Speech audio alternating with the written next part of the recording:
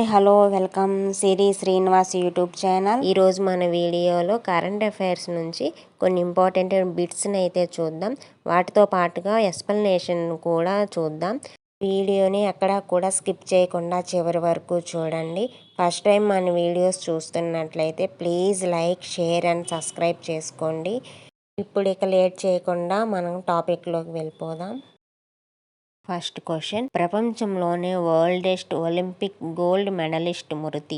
Explanation. ప్రపంచంలోనే oldest Olympic gold మెడలిస్ట్గా గుర్తింపు పొందిన చార్లెస్ కోస్టే 101 ఏళ్ల వయసులో కన్నుమూశారు. 1948 లండన్ ఒలింపిక్స్లో ఫ్రాన్స్ తరపున సైక్లింగ్ టీమ్ ఈవెంట్లో పోటీ చేసి గోల్డ్ మెడల్ సాధించారు. హంగేరియన్ జిమ్నాస్ట్ ఏజ్నే కెలెటీ జనవరిలో మృతి చెందడంతో చార్లెస్ ఇప్పటిదాకా ఓల్డెస్ట్ ఒలింపిక్ గోల్డ్ మెడలిస్ట్గా కొనసాగారు. 2024 పారిస్ ఒలింపిక్స్కు చార్లెస్ టార్చ్ బేరర్గా ఉన్నారు. నెక్స్ట్ క్వశ్చన్, స్మోకింగ్ పై మాల్దీవ్స్ జనరేషనల్ బ్యాన్. ఎక్స్ప్లెనేషన్. ప్రపంచంలోనే తొలిసారిగా పొగ తాగడంపై మాల్దీవ్స్ జనరేషనల్ బ్యాన్ విధించింది. 2007 జనవరి 1 తర్వాత జన్మించిన వారు స్మోక్ చేయడాన్ని నిషేధించింది. నవంబర్ 1 నుంచి ఇది అమల్లోకి వచ్చింది. విక్రయదారులు ఏజ్ వెరిఫై చేసుకొని అమ్మాలని ఆదేశించింది. వేపింగ్, ఈ సిగరెట్ ప్రొడక్ట్స్కు ఈ నిషేధం వర్తిస్తుంది. నెక్స్ట్ క్వశ్చన్, బీహార్లోని గోగాబిల్ లేక్కు రామ్సర్ సైట్ గుర్తింపు. ఎక్స్ప్లెనేషన్. బీహార్లోని కటిహార్ జిల్లాలో ఉన్న గోగాబిల్ సరస్సుకు రామ్సర్ సైట్ గుర్తింపు లభించింది. మహానందా, గంగా నదుల మధ్య ఏర్పడిన ఈ ప్రాంతం భారత జీవ వైవిధ్యానికి నిదర్శనం. చిత్తడి నేలల పరిరక్షణ కోసం 1971లో ఇరాన్లోని రామ్సర్ ప్రాంతంలో ప్రపంచ దేశాలు ఒప్పందం కుదుర్చుకున్నాయి. ఈ గుర్తింపు పొందిన ప్రాంతాలకు కట్టుదిట్టమైన పర్యవేక్షణ ఉంటుంది. మొత్తం ప్రపంచ వ్యాప్తంగా ఇప్పటి వరకు 2546 రామ్సార్ సైట్స్ ఉన్నాయి. నెక్స్ట్ క్వశ్చన్, లక్నో నగరానికి సిటీ ఆఫ్ గ్యాస్ట్రోనమీ గుర్తింపు. ఎక్స్ప్లెనేషన్. యూపీ రాజధాని లక్నోను సిటీ ఆఫ్ గ్యాస్ట్రోనమీగా యునెస్కో గుర్తించింది. క్రియేటివ్ సిటీస్ నెట్వర్క్ 2025లో భాగంగా శతాబ్దాల నాటి అవధి వంటకాలకు గుర్తుగా లక్నో సిటీకి ఈ గుర్తింపు దక్కింది. కాగా కేటగిరీలో తొలిసారిగా 2019లో హైదరాబాద్కు ఈ గౌరవం దక్కింది. ఇప్పుడు ఇందులో మళ్లీ యునెస్కో గుర్తింపు పొందిన రెండో ఇండియన్ సిటీగా లక్నో నిలిచింది. నెక్స్ట్ క్వశ్చన్, భారత్ పాక్ సరిహద్దు వద్ద త్రిశూల్. ఎక్స్ప్లెనేషన్. భారత్ పాక్ సరిహద్దు వద్ద త్రివిధ దళాలు ఎక్సర్సైజ్ త్రిశూల్ నిర్వహిస్తున్నాయి. నేవీ ఆధ్వర్యంలో ఆర్మీ, ఎయిర్ ఫోర్స్ నిర్వహిస్తున్న ఈ సైనిక విన్యాసాలు భారత్ పాక్ మధ్య కీలక సరిహద్దు భాగమైన సర్ క్రీక్ వద్ద జరుగుతున్నాయి. నవంబర్ 10 వరకు ఈ డ్రిల్ కొనసాగనున్నాయి. నెక్స్ట్ క్వశ్చన్, ఆర్కిటిక్ సర్కిల్లో ఉండే దేశాలు ఏవి. ఎక్స్ప్లెనేషన్. భూమికి ఉత్తరాన ఉండే 66.5 డిగ్రీల అక్షాంశం ఆర్కిటిక్ సర్కిల్. దీని పరిధిలో 8 దేశాలు ఉన్నాయి. అవే Norway, Sweden, Finland, Russia, United States, Canada, Denmark, Iceland.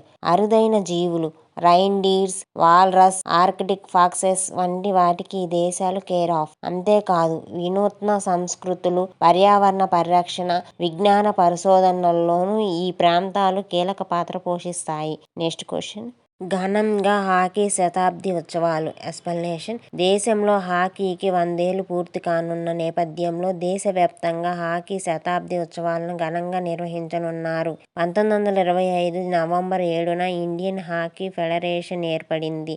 అదే తేదీన ఢిల్లీలోని మేజర్ ధ్యాన్ చంద్ స్టేడియంలో ఈ ఉత్సవాలను లాంచ్ చేయనున్నారు. 550 జిల్లాల్లో 1400కు పైగా హాకీ మ్యాచ్లను నిర్వహించనున్నారు. ఇందులో 36,000 మంది ప్లేయర్లు పాల్గొననున్నారు. నెక్స్ట్ క్వశ్చన్, బోట్స్వానా నుంచి భారత్కు 8 చీతాలు. ఎక్స్ప్లెనేషన్. ప్రాజెక్ట్ చీతాలో భాగంగా భారత ప్రభుత్వం మరో 8 చీతాలను దిగుమతి చేసుకునేందుకు సన్నాహాలు చేస్తుంది. ఈసారి బోట్స్వానా నుంచి ఈ చీతాలు భారత్లోకి ఎంట్రీ ఇవ్వనున్నాయి. ఇప్పటికే నమీబియా, సౌత్ ఆఫ్రికాల నుంచి చీతాలను భారత్ దిగుమతి చేసుకున్న సంగతి తెలిసిందే. ప్రస్తుతం దేశంలో చీతాల సంఖ్య 27గా ఉంది.